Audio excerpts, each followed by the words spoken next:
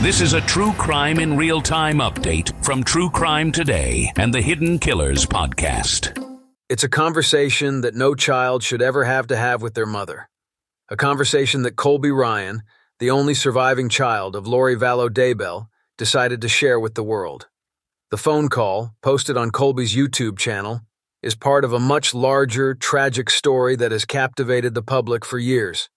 The disappearance and deaths of Colby's younger siblings, Tylee Ryan and JJ Vallow. What unfolds during the call is, frankly, disturbing. It's a window into Lori's mind today, a glimpse at her delusional belief system, and a painful look at how she's rationalized the horrors of what happened. But it's also a portrait of a son grappling with the unthinkable, trying to understand a mother who seems to have lost touch with reality while carrying the heavy burden of unimaginable loss. The conversation is tense, filled with strange, almost surreal moments where Lori speaks as if she's on a different plane of understanding. Her words are a blend of religious fervor, denial, and revisionist history. As Colby listens, his frustration, heartbreak, and disbelief simmer just beneath the surface, creating a stark contrast to Lori's detached, almost eerie calmness. For those of us watching from the outside, it's hard to wrap our minds around the scope of this tragedy. How could a mother, someone who should protect her children at all costs, be connected to the deaths of her own kids? And how does someone like Colby, left to pick up the pieces, even begin to cope with it all? Let's walk through this conversation, unravel its layers, and explore the deeply troubling psychology of Vallow Daybell, as well as the emotional toll it's taken on her son. The phone call begins with Lori, in her calm, almost casual tone, speaking to Colby as if they were having a normal, everyday conversation. But from the start, it's clear that Colby has one burning question. What really happened to his siblings? He starts by asking about a dream he had, one where his sister Tylee came to him. It's a subtle approach. Perhaps he hopes that Lori will use this as a gateway to open up about the truth. But Lori's response is anything but straightforward. She dismisses the idea of Tylee visiting Colby in a dream, and instead shifts the conversation to her own visions. Lori claims that Tylee has visited her after death, apologizing to her for being such a brat. It's a strange moment. Lori speaks of Tylee not as a mother mourning her daughter, but almost as if Tylee's death is inconsequential, merely a blip in the larger scheme of Lori's self-perceived divine mission. Colby, clearly uncomfortable, tries to steer the conversation back to reality, but it's already slipping away. What makes this all the more chilling is the way Lori seems to genuinely believe what she's saying. She's not frantic or defensive. She's calm, collected, and utterly convinced that her children's spirits are not only at peace, but that they continue to communicate with her. It's a textbook example of delusional thinking, and it's clear that Lori is living in a world very different from the one Colby is trying to navigate. As the conversation progresses, Colby brings up an incident from years earlier, a road trip to Reno where Lori first shared her belief in multiple lives. It's here that we start to get a deeper look into Lori's delusional belief system, one that stretches far beyond conventional religious teachings. Colby pushes back, telling Lori that he doesn't believe in reincarnation, nor does he think that anyone other than Jesus has ever lived multiple lives. He references the Bible, grounding himself in something familiar and concrete. But Lori? Lori dismisses his concerns, saying that what she knows is higher knowledge, not meant for everyone, but for the chosen few. It's a moment that underscores just how far gone Lori is. Her beliefs about multiple lives, spirits visiting from the afterlife, and her own divine mission aren't based in any shared reality. They're a patchwork of religious teachings, personal revelations, and what appears to be influence from Chad Daybell, her alleged co-conspirator and husband. For Lori, this belief system is real. It's her truth, even if it defies logic or reason. Then comes the part of the conversation that will leave anyone who listens utterly speechless, the so-called zombie theory. This term has become infamous in the case, as investigators revealed that Lori and Chad allegedly referred to people they believed were possessed by dark spirits as zombies. It's this belief that may have contributed to the deaths of Tylee and JJ. Lori allegedly thought they had been taken over by evil entities. But when Colby brings this up, Lori vehemently denies ever using the word zombie. She claims that the whole idea was fabricated by others, blown out of proportion. The only mention of zombies, she says, came from JJ, who liked to play Minecraft and order zombie babies in the game. It's an absurd deflection, one that Colby doesn't accept. But even as he presses Lori for clarity, she never gives a straight answer. Instead, she doubles down on her belief that evil spirits can possess people, but insists that her words were misinterpreted. In Lori's mind, she is not responsible for the narrative that has emerged around her. It's the media, the police, and everyone else who have twisted her words. As if things couldn't get stranger, the conversation takes an even darker turn when Colby asks Lori directly, "What happened to Tylee and JJ?" Lori's answer is, frankly, disturbing. She claims that Tylee accidentally killed JJ by holding him down too long, and then, consumed by guilt, took her own life.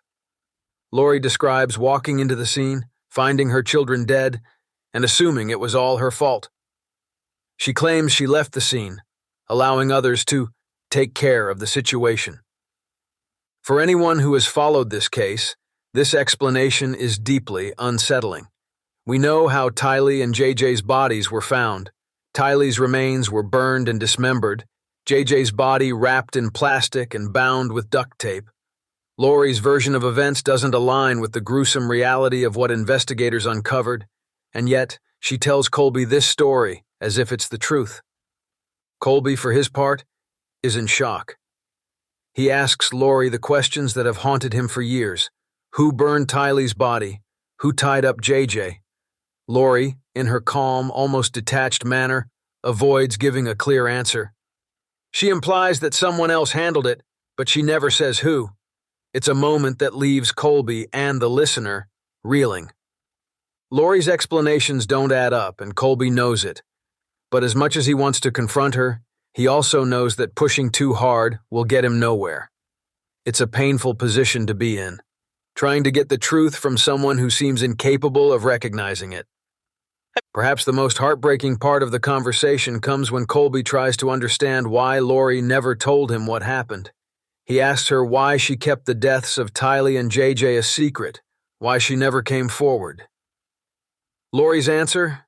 She says she was trying to protect Tylee's reputation. She didn't want the world to know that Tylee was responsible for JJ's death. It's an excuse that falls flat, especially given the horrific nature of how Tylee and JJ were found.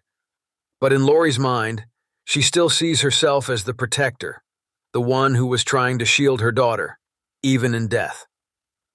As the conversation winds down, Lori makes one final startling revelation. She believes she is on a mission from Jesus. According to Lori, Jesus visited her in 2017, put his hands on her head, and ordained her to complete a divine task. She says that she was warned that this mission would require her to lose everything, just like Job in the Bible.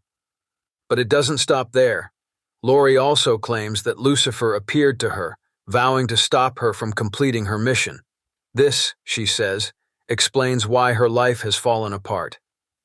In Lori's eyes, everything that has happened, her arrest, the deaths of her children, the media scrutiny, it's all part of a spiritual battle between good and evil.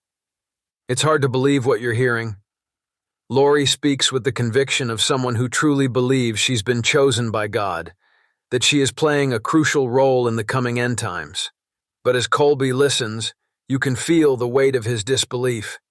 He knows deep down that his mother is lost in her own delusions, but how can he even begin to pull her out? When Colby finally speaks again, his voice cracks with emotion. He tells Lori that he doesn't share her beliefs. He's prayed, he's searched for answers, and what he's found is that none of what Lori says makes sense. He doesn't believe that she was visited by Jesus, and he certainly doesn't believe that Tylee killed JJ. Lori, of course, is unfazed. She tells Colby that one day when they're all in heaven, he will understand.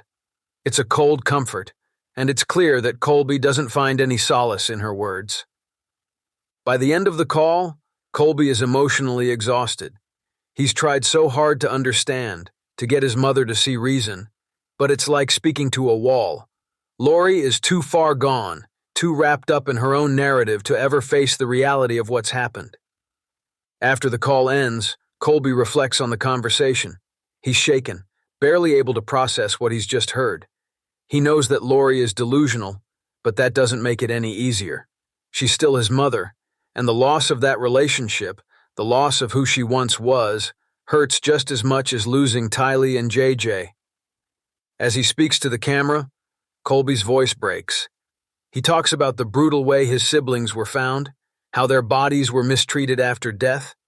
It's something no brother should have to think about, let alone live with. But Colby knows deep down that he can never have Lori in his life again. Her beliefs, her version of events, are too far removed from reality. And yet, despite everything, he tells her that he forgives her. He's not forgiving her actions. He's forgiving her for what she's become, a mother lost to her delusions. It's a devastating end to a tragic story. Lori Vallow Daybell remains convinced of her divine mission, while Colby is left to pick up the pieces of a shattered family. The call, posted for the world to hear, is a reminder of the emotional and psychological toll that cases like this take, not just on those involved, but on everyone who listens. As we step away from this conversation, we're left with more questions than answers. How did Lori get here? What led her to believe in such extreme, delusional ideas? And most of all, how does someone like Colby, a son who's lost everything, move forward? This story is far from over. But for now, all we can do is listen, try to understand, and hope that someday the truth will be known.